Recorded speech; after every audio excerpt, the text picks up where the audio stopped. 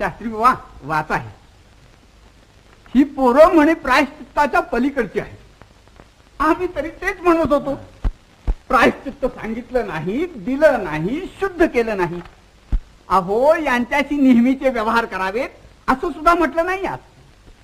सांगा सांगा गंगाधर शास्त्री, याला शुद्धीपत्र म्हणाल का तुम्ही?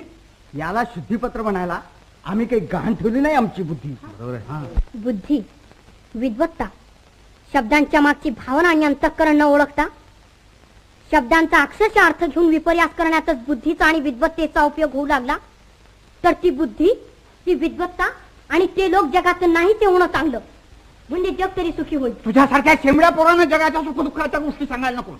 आमच्या बुद्धीमुळं आणि विद्वत्तेमुळं धर्माचं स्वरूप अचल राहिलं आहे.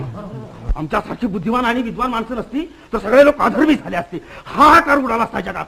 तुमचा हा अहंकारच लोकांच्या नाशाला कारण होणार आहे.